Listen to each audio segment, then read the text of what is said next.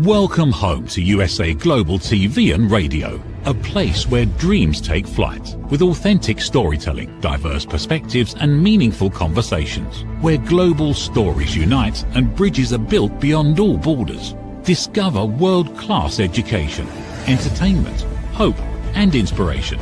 Together, we're building bridges worldwide. Subscribe to our channel, USA Global TV. Download our app, USA Global TV. Be our guest or join our team. Visit usaglobaltv.com. Thanks to our founder and executive producer, Dr. Jacalyn Kerbeck. Music score by Yeffy Tang from Cloud Road Music. Voiceover artist Mike Porter. Creative direction by Paul Garcia. USA Global TV and Radio. Your home for global connection. All rights reserved. This video and its contents are the exclusive property of USA Global TV and Radio. Unauthorized use, duplication or redistribution in any form is strictly prohibited. Hello and welcome to another episode of Talking Heads here on USA Global TV and Radio. I'm your expert presenter today, and it's my honor and privilege to be here to talk to you about why smart people make emotionally irrational decisions. And by the way, there's no judgment in this episode. This program is just for education and awareness purposes. So first, I'd like to ask you to subscribe to our YouTube channels. We have two of them, USA Global TV and Radio and Dr. Jacalyn Kerbeck. We get really good information from YouTube about who's watching and where in the world they're watching. And so we'd love to have you with us over there. So today I'm going to be talking about the paradox, which is just because you're intelligent or you have a high IQ doesn't mean that you do not demonstrate irrational behavior. I'm included in that as well. So we're going to talk about the difference between your IQ, your EQ, and your emotional regulation. So this program is not a personal attack about anyone or towards anyone. It's not about judgment. Again, I'm just here to bring education and awareness. So intelligence, when we think about that, that actually explains how someone can reason. It doesn't determine how they can detach themselves from the decision or from their ego. So I've talked about this many times, but we can come from a place of love and compassion and empathy and grace, or we can come from a place of fear, delusion, anxiety, and ego. And so depending on where we're coming from, that can actually frame how we make decisions and how we're coming across with those decisions. So when we think of the word irrational, meaning lacking ration, we can interpret that a number of different ways. When we look at emotionally irrational decisions, I think that can resonate a little bit more for people because we have emotions that are attached to it. And so if you've ever been in a situation where someone says you're acting in a completely irrational manner, your behavior is totally irrational, meaning that there's a set of circumstances and that your reaction to the circumstances isn't rational. And of course, that can be filled with judgment. And so we're not talking about that today. That's a different show. What we're talking about today is how people who are very intelligent can still make emotionally irrational decisions. So if you have any questions, please put them in the chat. And again, as I always stipulate, I'm very much willing to answer questions and post comments that come from a positive place. Negativity has no place here. So thank you. So first of all, what is IQ? IQ stands for intelligence quotient. So IQ measures our cognitive ability. You may have seen some of these tests. I actually saw one on social media and I kind of fell for it. I went and I spent the 99 cents to find out what my IQ was after taking a bunch of tests. But basically what it does is it measures our logical reasoning. It also looks for patterns. So if you've ever taken an IQ test, they show you a certain number of things and you have to say, what's the thing that's going to come next? You're going to select whatever the pattern is that comes next. There's also analytical thinking. And then there's how quickly are we able to problem solve? And then, of course, the verbal and mathematical aptitude. So that's typically what is under the umbrella of IQ.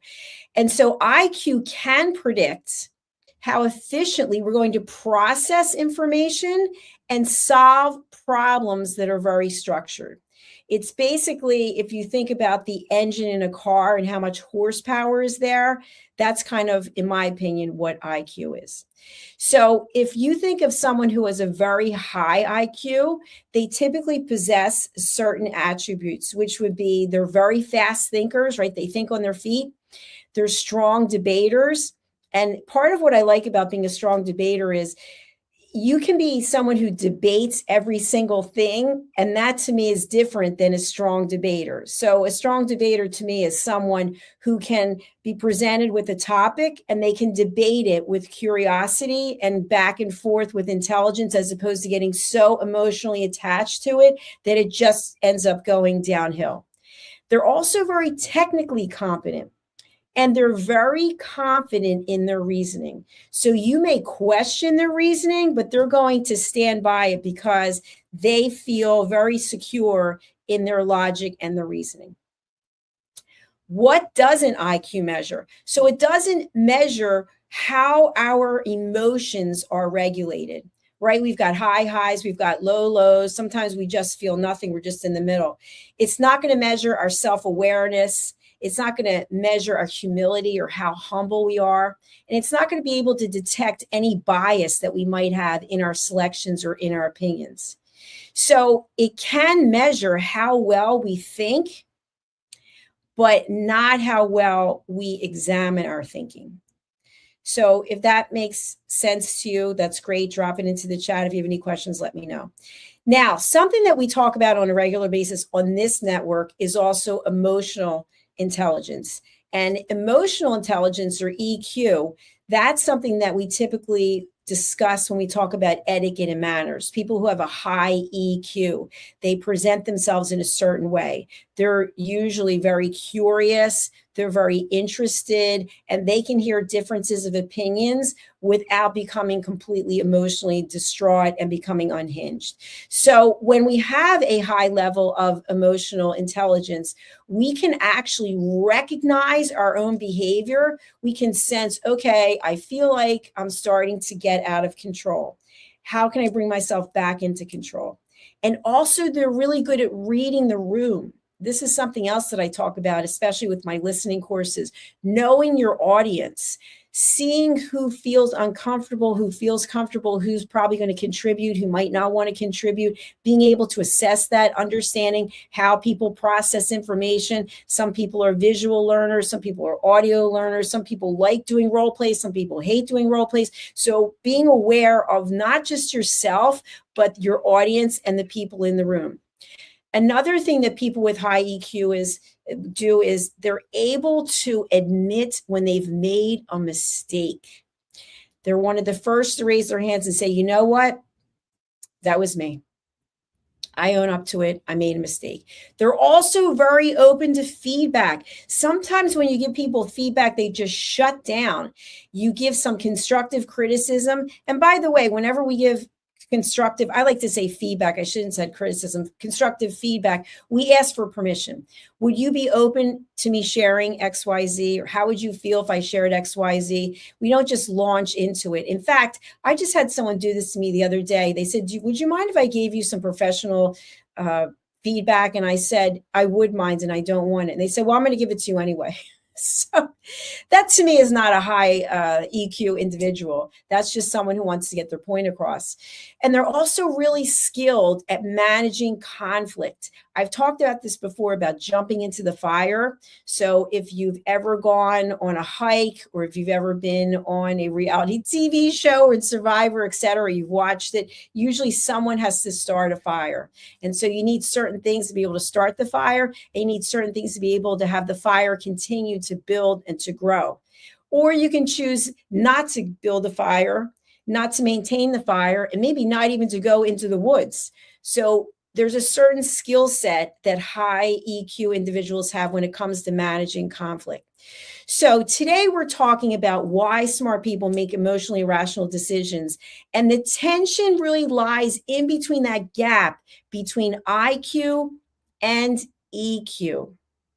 So high IQ without a developed high EQ usually creates a very predictable pattern. What is that? A person with a high IQ can build very sophisticated arguments to defend weak positions. So, in other words, if you have a high IQ and you're having a conversation with someone who's maybe not have a high IQ, and by the way, how do we assess this and how do we judge? We basically can tell if someone's on the same playing field as we are, meaning they seem open to conversation, they seem open to debate, they're open to feedback, a lot of the things that we just shared. So this isn't just making a judgment. This is you being able to assess when you're with another person. Are they self-aware? Are they adaptable? Are they willing to admit mistakes? Are they open to feedback, etc.? And so when we are highly intelligent, we can choose to put together a defense of something that might not even make sense, but the other person can't understand it. So we're coming up with very sophisticated arguments to defend very weak positions.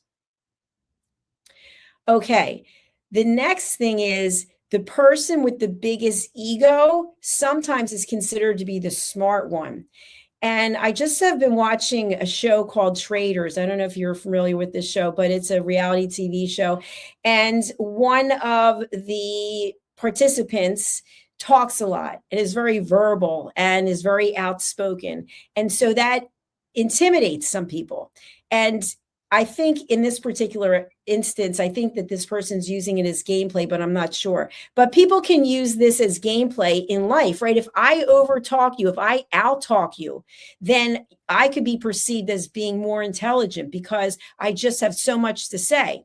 Meanwhile, what it does is sometimes it drives the other person backwards and they're sort of in a weaker position in their own mind because this person has stepped up based on their ego to be able to overtalk you. And to me, and I'm not talking about the particular TV show, but when I've witnessed this in real life, to me, that doesn't come across as a high IQ, that comes across as a bully. And bully can be a judgmental term, but we all know what bullying behavior is. So that's not what we're talking about today. However, when we make emotionally irrational decisions, we can be perceived as coming from lower vibrations, as being perceived as coming across with negative energy. So that's not something that I want to do. We all have a choice. You can choose if that's how you want to show up. So the whole point of this episode, again, is to bring education and awareness. It is not to judge anyone for how they're showing up or how they're not showing up. So we also can come across with emotional threats. So when we're emotionally threatening someone, that is defying logic. So we could come across and say something intentionally to hurt someone, which could be, there's no way you're going to make it without me. Putting that fear into the person. If you don't do this, I'm going to leave you. If you don't do this, you're going to be fired.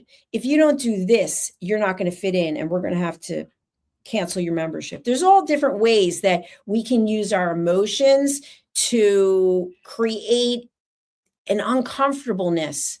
So even though we could be highly intelligent, we know how to play the game, so to speak. We know how to make other people feel uncomfortable. And when I say we, I mean the collective we.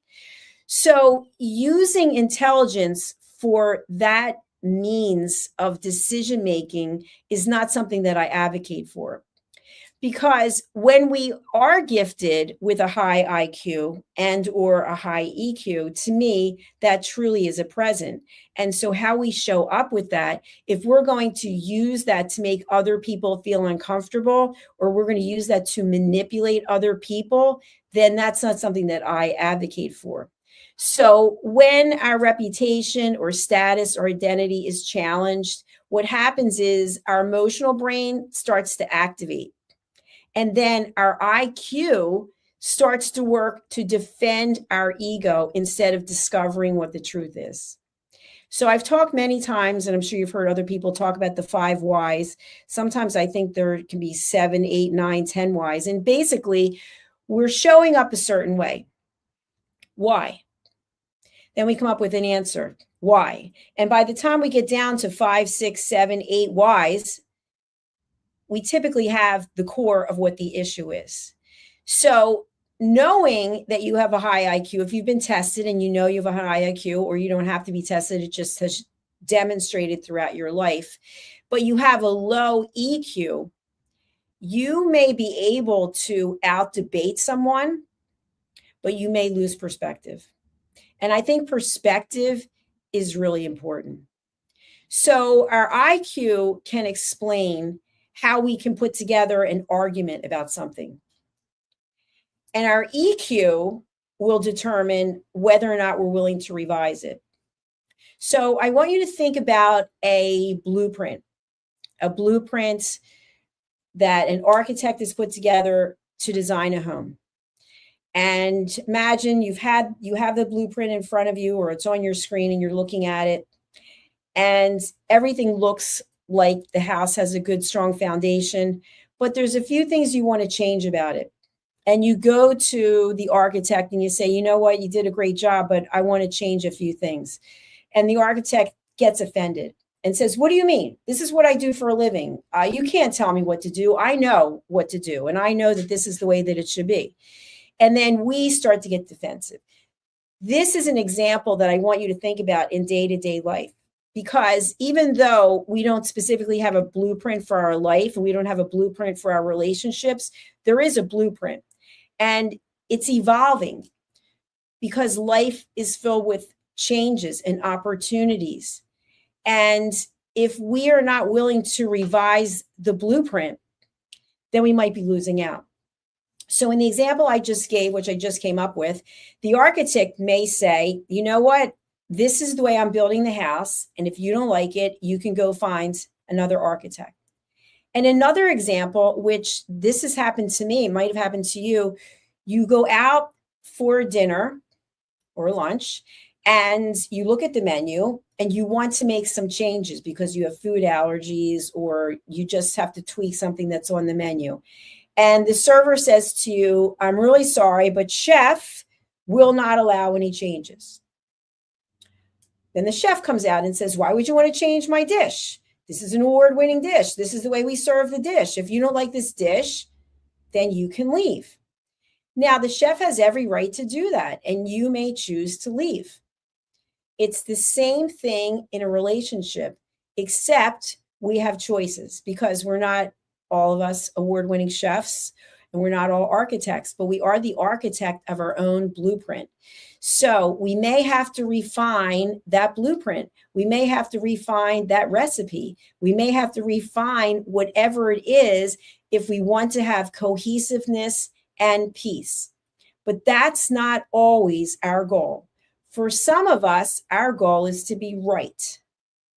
We want to be right regardless. So no matter how much IQ we have or how much EQ we have, usually the EQ and what I'm talking about are not going to go together. We want to be right. For every conversation, we're the winner. I won that conversation. I showed her. I showed him. And the other person is completely beaten down, maybe sometimes in tears, but we're the victor because we won. Now, to me, that's not winning. To me, that's not, I feel great about this. I feel good about the way that it went.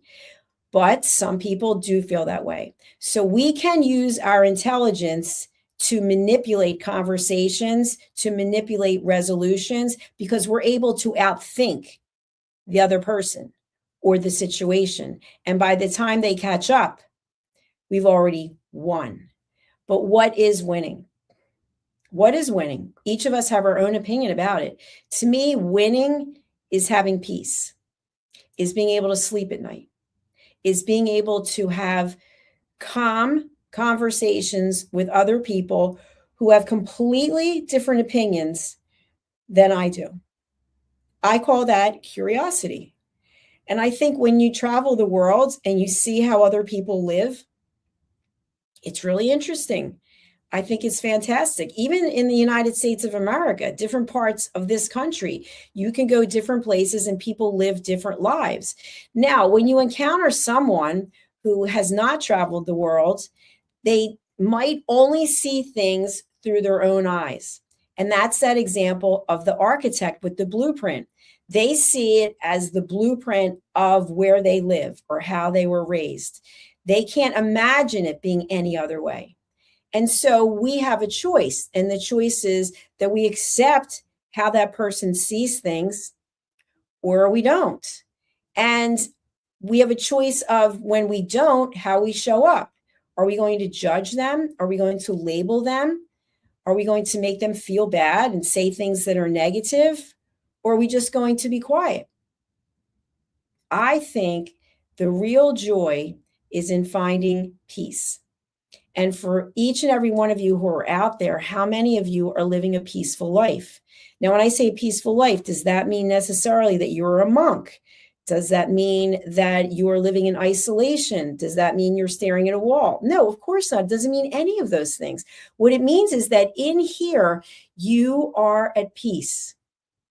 You are happy with yourself. Maybe you're on your own journey. Maybe you're still designing your own blueprint, but you feel peaceful. You don't feel a sense of anxiety. You don't feel a sense of, wow, I don't know what I'm doing. I'm at a complete loss. You're on a journey. And during the journey, you're going to learn certain things. And so think about how you're using your intelligence. We have some of the most intelligent people in the world running our world, and they make mistakes. They make mistakes. Sometimes they're not using their own emotional intelligence. Sometimes they're listening to others. And even on social media, it amazes me what garners so much attention is the negativity. People love negativity. I personally don't. I don't succumb to any of those things. I don't comment on any of those things. But yet, highly intelligent people are commenting on things on social media that are of the lowest vibration whatsoever, and they just keep perpetuating it. So there's a story that might have been out years ago, and they continue to perpetuate the story today. You have to ask yourself why. Why are you spending your time doing this instead of helping others? If there's a situation where people were harmed, why aren't you helping them?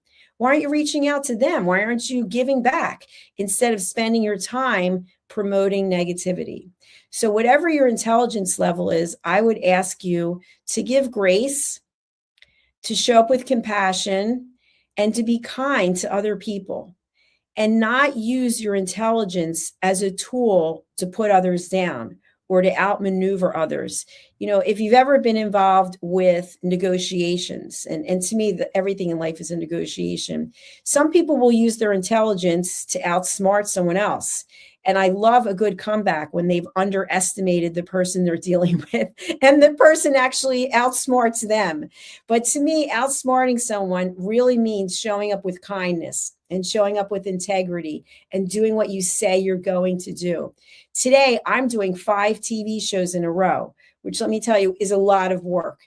Wardrobe changes in between, and then changing my headspace for whatever the topic is. So why am I doing it? Because I said I was going to do it. And so to me, that means a lot. It might not mean a lot to you. You might just drop in and watch 5 seconds of the show. But to me, I have television shows and I'm committed to showing up. And so I do. Now, I could use this space as a way of manipulating people, right? If you're following me and I'm a public figure, I'm an influencer, but that's not my goal. That's not my dream. That's not what I'm about. What I'm about is peace. That is what I promote, is peace. And so I hope if you are following me, or if you're new to following me, that you are someone who wants to live a peaceful life. Maybe you're not living it right now, but that is your goal. You are working towards it. So using our intelligence for good, using our emotional intelligence to show up, to show other people that we care, that we give grace, that we understand that sometimes people misspeak, people make mistakes, and giving them grace. And so there are horrible things that happen to people. And if you've ever watched a courtroom situation where there's someone on trial who has murdered someone's family or whatever the case may be, and you see the family members who are left and they forgive the person, and people go, I don't understand. How could they possibly do that? This person did X, Y, and Z to their family. Because they're giving the person grace in the most horrific of situations. And by doing that, they're giving themselves grace. They're forgiving, but they're not forgetting. So that's what I ask of you, to use your intelligence in a peaceful way to help others, to lift one another up, to make the best decisions for yourself, decisions that are not emotionally irrational, that you actually think about from a logical perspective. Well, how am I going to feel after I make this decision?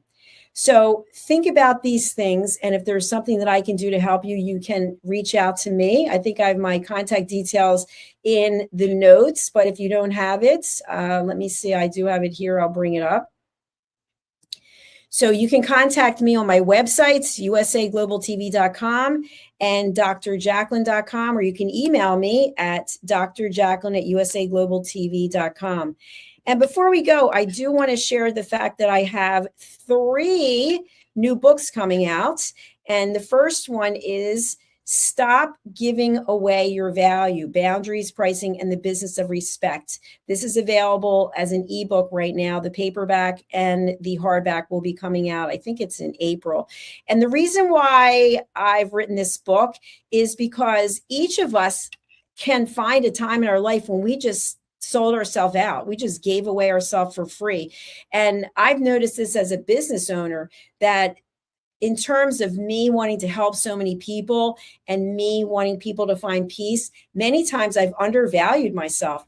But the truth is, we all have bills that have to be paid, right? And certain entities that we might pay bills to, they don't want to hear excuses. They just want the payment. So we as entrepreneurs, we have the right to declare a certain value. And even if you're not in business, if you are a housewife or a house husband, or you're a parent or a caregiver, you have value, and you might just be giving away all your value to your own detriment, to the point where you're completely exhausted and you don't even know if what you're doing anymore has any value. So this book is for you. My next book is My Tummy Hurts, A Kid's Guide to Belly Aches and Bathroom Troubles. So this is a story of a little girl named Jackie, that would be me, who was diagnosed with ulcerative colitis. And so my goal in writing this book is to help parents, children, caregivers to understand what it is that goes on with our bodies when we have something like ulcerative colitis, so that it's not something that we're ashamed to talk about. And I'll be doing a book signing for My Tummy Hurts on May 16th, 2026 at Citizens Bank Park in Philadelphia, Pennsylvania, in the United States of America, at the Take Steps Walk, sponsored by the Crohn's and Colitis Foundation. And my next book is Lady Ella and Lord Jack. They're back. They just finished their Kindness Adventures in book 1. And now they're with the Alley Cats of Greece. And they're going to be listening to their new friends, who are the Alley Cats. So I recently had the privilege of being in Saronida, Greece. And I noticed that there were alley cats. There were cats everywhere. And so I wanted to write a story to honor the cats, because they have a pretty tough life. They are being fed, but in some cases, there's so many cats that they're not getting enough food, and they might not be getting enough love. And they are living in dumpsters and in alleys. And so Lady Ella and Lord Jack fly in, and then they talk to them and they give them some love and kindness. So you can get all 3 of these books over on Amazon. All you have to do is put in my name, Dr. Jacalyn Kerbeck, which you can see right here. Okay, I'm going to be signing off and coming back with my next episode, which is What You Never Learned in School. And we'll be exploring another interesting topic there. I'll be back with Talking Heads next week. We'll see you soon. Over to our sponsors. Bye for now. USA Global TV and Radio proudly presents Tracy Cram Perkins, a dementia caregiving survivor, teaching how to balance care with peace of mind. #1 resource for dementia caregivers. It's the book, Dementia Home Care, How to Prepare Before, During, and After. Over 17,000 copies sold of this must-have guide. And now a testimonial from Tracy Smith. If I was to describe this book to someone who is going through a similar situation, I would underscore how important it is to have some sort of a tool or a guidebook to help you through certain stages. And there's so many, it's such an unknown topic to the average person. And to have this as a reference is essential. It's going to help you get through it personally, as well as help your loved one manage. To learn more, go to TracyCramPerkins.com. Tracy Cram Perkins is an award-winning author. She's also the host of Dementia Home Care television show. Watch it here on USA Global TV and Radio. In a noisy world, true connection begins with listening. Elevated listening transforms every conversation in just 5 simple steps. Pause and breathe. Set your intention. Listen with curiosity. Reflect back.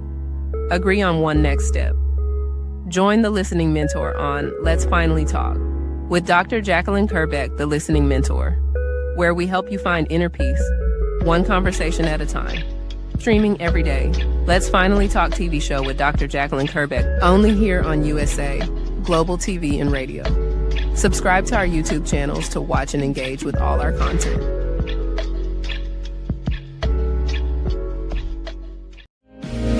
Listen, babe, now, listen, babe, now. Listen, babe, now, listen, babe, now. Listen, babe, now, listen, babe, now.